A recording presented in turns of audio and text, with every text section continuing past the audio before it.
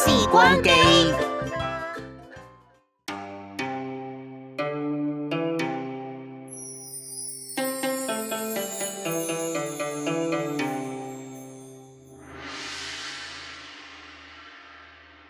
遊子吟，孟郊。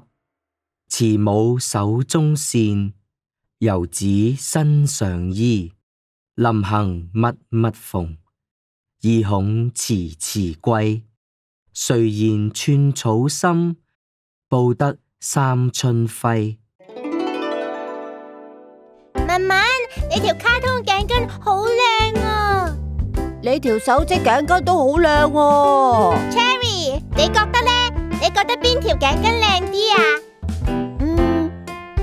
我覺得兩條都靚，不過我就中意手織頸巾多啲。點解啊？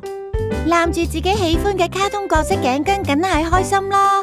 不過由媽咪一針一線織出嚟嘅頸巾，就多咗一份關懷同埋溫暖嘅感覺。圍住媽咪織嘅頸巾，就好似媽咪攬住我咁啊！我又攬，我又攬。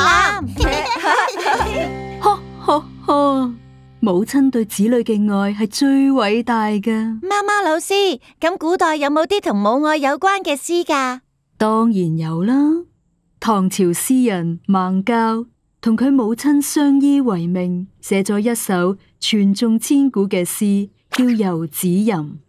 遊子吟？乜嘢係遊子吟啊？遊子即係離開家鄉到外地遠遊嘅人，而個吟字係吟詠嘅意思，係古代詩歌嘅一種體裁。咁孟郊同佢母親嘅感情係咪好好㗎？當然啦。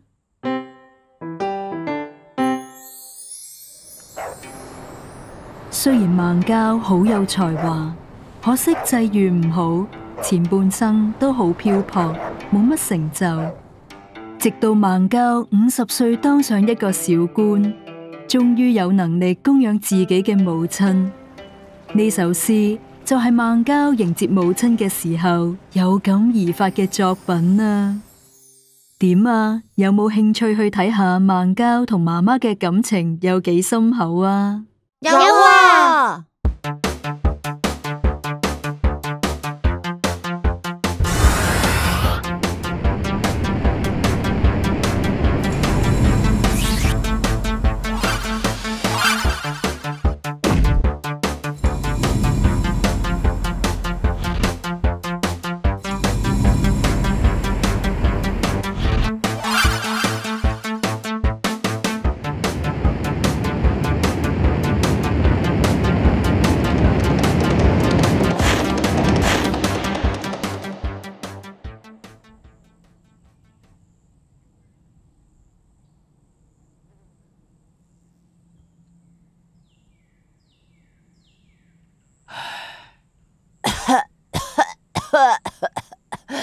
娘親，你太操勞啦，不如早啲休息啦。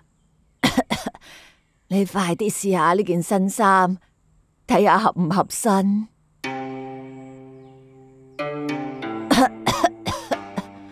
明日一早你就要出門遠行，今次一別都唔知幾時再返嚟啊！衣袖長咗少少添，衣擺略嫌寬鬆啊！要娘親如此操勞，孩兒實在難以安心啊！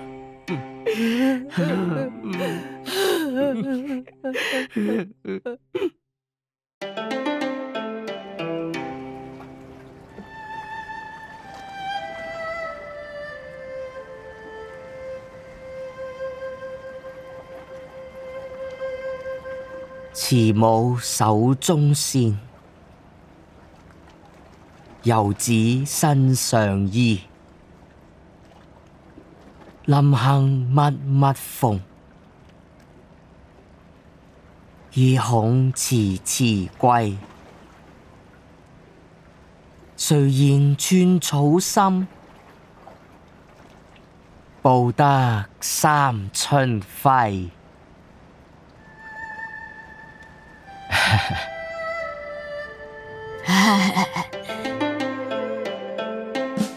貓誰言寸草心，報得三春輝係乜嘢意思啊？寸草即係小草，三春輝即係春天嘅陽光。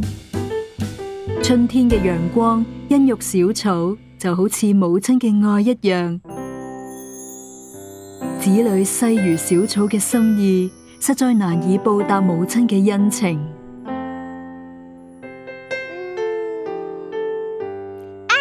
我都要學識織頸巾啊！點解啊？我要織一條頸巾攬住媽咪啊！